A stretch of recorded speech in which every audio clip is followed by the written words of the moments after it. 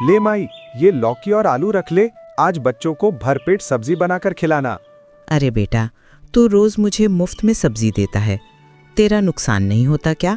मेरे पास तो तुझे देने के लिए एक फूटी कौड़ी भी नहीं है। अरे माई, नुकसान कैसा? ये सब तो ऊपर वाले की देन है। अगर मैं किसी भूखे का पेट भर सकूं तो इससे बड़ा मुनाफा और क्या हो सकता है। तू बस दुआ देना माई, मुझे पैसों की चिंता नहीं है, भगवान सब देख रहा है।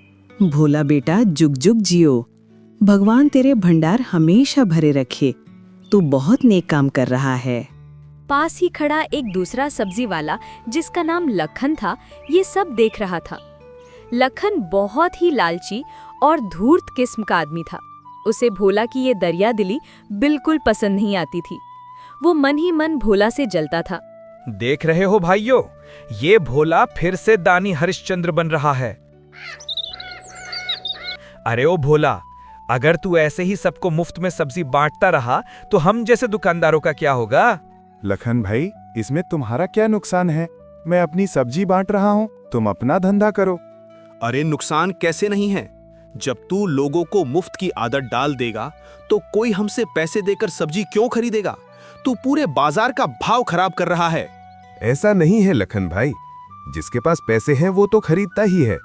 मैं तो सिर्फ उन बेचारों की मदद करता हूँ जो खरीद नहीं सकते। रहने दे अपनी एक ज्ञान की बातें। देखना एक दिन तू अपनी इसी अच्छाई की वजह से सड़क पर आ जाएगा, कटोरा लेके भीख मांगनी पड़ेगी तुझे। भोला लखन की बातों पर ध्यान नहीं देता और मुस्कुराते हुए अपना काम करता रहता। शाम ढल जाती है। भोला अपनी खाली बैलगाड़ी लेकर अपने घर की ओर चल देता है।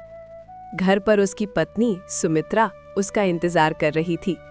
सुमित्रा एक समझदार लेकिन थोड़ी चिंतित रहने वाली महिला थी। आ गए अब, हाथ पैर धो लो, मैं खाना लगाती हूँ। वैसे आज कमाई कैसी हुई? भगवान की कृपा से सब ठीक रहा सुमित्रा, बस घर का खर्च निकल आया। भोला कल बनिया घर आया था, वो कह रहा था कि अगर पिछले महीने का उधार नहीं चुकाया तो वो हमें राशन देना बंद कर देगा, और तुम हो कि रोज सब्जी मुफ्त में बांट आते हो। सुमित्रा, चिंता मत करो, मैंने बनिया काका से बात कर ली है। जैसे ही फसल अच्छी होगी मैं सारा पैसा चुका दूंगा। तुम भगवान पर भरोसा रखो। भगवान पर तो भरोसा है, पर दुनिया पर नहीं। लोग तुम्हारी अच्छाई का फायदा उठाते हैं। देखो हमारे घर की हालत, छट्टा पक रही है, बैल बूढ़े हो गए हैं। अगर हमने कुछ जमा नहीं किया तो बुढ़ापे में क्या होगा? भोला के पास सुमित्रा के सवालों का कोई जवाब नहीं था। वो चुपचाप खाना खाने लगा। अगली सुबह गांव में एक खबर आग की तरह फैल गई। गांव के जमींदार ठाकुर गजेंद्र सिंह ने एक मुनादी करवाई थी। सुनो सुनो सुनो, गांव वालों के लिए एक जरूरी सूचना है। ठाकुर गजेंद्र सिंह जी अपनी बेटी की शादी के लिए एक बहुत बड़ा भोज रख रहे हैं। उन्हें शादी के लिए 5000 किलो ताजी सब्जियों की जरूरत है। जो भी किसान सबसे अच्छी और सस्ती सब्जी देगा उसे ठाकुर साहब मुंह मांगा इनाम देंगे, और साथ ही उसे शाही रसोइये का मुख्य आपूर्तिकर्ता बना दिया जाएगा। ये खबर सुनते ही लखन के कान खड़े हो गए। अरे वाह, ये तो बहुत बड़ा मौका है। अगर मुझे ये ठेका मिल गया तो मैं रातों रात अमीर हो जाऊंगा। फिर उस भोला की दुकान तो मैं बंद करवा कर ही रहूंगा। लखन तुरंत दौड़ते हुए ठाकुर की हवेली की ओर भागा। वहां पहले से ही कई किसान जमा थे। भोला भी वहां पहुंचा। वो सोच रहा था कि अगर ये काम मिल जाए तो वो अपना सारा कर्जा उतार सकेगा।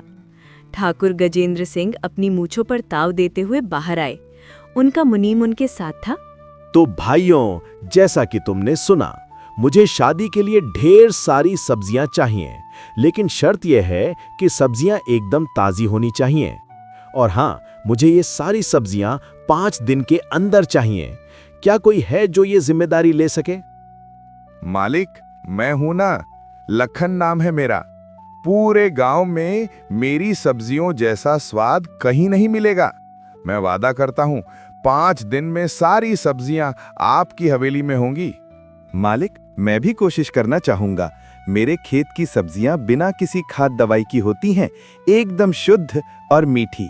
आप एक बार मौका देकर देखिए। ठाकुर ने दोनों को ऊपर से नीचे तक देखा। ठीक है, मैं तुम दोनों को एक मौका देता हूं। तुम दोनों आधा आधा सामान लाओगे जो भी 5 दिन बाद सबसे अच्छी सब्जियां लाएगा उसे ही मैं पूरा पैसा दूंगा और इनाम भी। लेकिन याद रखना, अगर सब्जी खराब निकली तो 1 पैसा नहीं मिलेगा और कोड़े अलग से पड़ेंगे। भोला और लखन दोनों वहां से निकल गए। लखन के दिमाग में अभी से शैतानी योजनाएं चलने लगी। नहीं, मैं ऐसा नहीं होने दे सकता। मुझे कुछ ना कुछ करके भोला को रोकना होगा। कालिया भाई, मुझे तेरी मदद चाहिए। वो भोला मेरे रास्ते का कांटा बन रहा है। अरे चिंता क्यों करते हो, बोलो क्या करना है। उसके हाथ पैर तोड़ने हैं या उसकी बैलगाड़ी जलानी है? नहीं नहीं, मारपीट नहीं, कुछ ऐसा करो कि उसकी सारी फसल बर्बाद हो जाए, ताकि वो ठाकुर को सब्जियां ही न दे सके। समझ गया भाई, आज रात ही काम हो जाएगा। तुम बस चैन की नींद सो जाओ। सुमित्रा सुनो, भगवान ने हमारी सुन ली। ठाकुर साहब ने बहुत बड़ा ऑर्डर दिया है। अगर ये काम हो गया तो हम सारा कर्जा चुका देंगे। सच? ये तो बहुत अच्छी खबर है, लेकिन 5 दिन में इतनी सब्जियां कैसे इकट्ठा होंगी?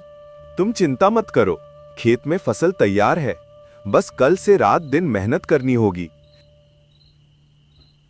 सुनो, इन क्यारियों में नमक डाल दो और पानी का नाका खोल दो, सारी फसल गल जाएगी। अपना काम करके वे वहां से भाग गए। हे भगवान, ये क्या हो गया? मेरा खेत, मेरी मेहनत। पूरा खेत पानी से लबालब भरा था। भोला सिर पकड़कर वहीं खेत की मेड़ पर बैठकर जोर जोर से रोने लगा। गांव के कुछ लोग वहां इकट्ठा हो गए। लखन भी वहां झूठी हमदर्दी दिखाने आ गया। अरे राम राम, ये तो बहुत बुरा हुआ भोला भाई। लगता है किसी जानवर ने खेत रौंद दिया, या शायद किसी दुश्मन का काम है। लखन, मेरा तो कोई दुश्मन भी नहीं है। मैंने कभी किसी का बुरा नहीं किया, फिर मेरे साथ ऐसा क्यों हुआ? अब रोने से क्या फायदा भाई? देख, अब तू तो ठाकुर को सब्जी दे नहीं पाएगा। तू जाकर मना कर दे, वरना बाद में सजा मिलेगी। भोला भारी मन से घर लौटा। मैंने कहा था ना, हमारी किस्मत ही खराब है। अब हम क्या खाएंगे और कर्जा कैसे चुकाएंगे? हिम्मत मत हारो सुमित्रा, अभी 4 दिन बाकी हैं। खेत का कुछ हिस्सा अभी भी बचा है। मैं जंगल जाऊंगा, वहां से कंदमूल और जंगली साग लेकर आऊंगा। मैं हार नहीं मानूंगा। भोला ने अपनी कुल्हाड़ी उठाई और जंगल की ओर चल दिया। वो दिन भर जंगल में भटकता रहा। शाम को थक हार कर वो एक पुराने बरगद के पेड़ के नीचे बैठ गया। पानी, बेटा थोड़ा पानी। भोला अपनी प्यास भूल गया। उसने तुरंत अपने लोटे से उस बूढ़े को पानी पिलाया। बाबा, आप ठीक तो हैं? आपको ये चोट कैसे लगी? बेटा, मैं रास्ता भटक गया था, कांटों में गिर गया। 3 दिन से भूखा हूँ। क्या कुछ खाने को मिलेगा? भोला ने अपनी पोटली खोली। उसमें सुमित्रा ने उसके लिए जो 2 रोटियां बांधी थीं, वो उसने निकाल ली। बाबा, मेरे पास ये सूखी रोटी और कुछ जंगली फल हैं, आप ये खा लीजिए। लेकिन बेटा, तू क्या खाएगा? तुझे भी तो भूख लगी होगी। कोई बात नहीं बाबा, मैं जवान हूं, बर्दाश्त कर लूंगा।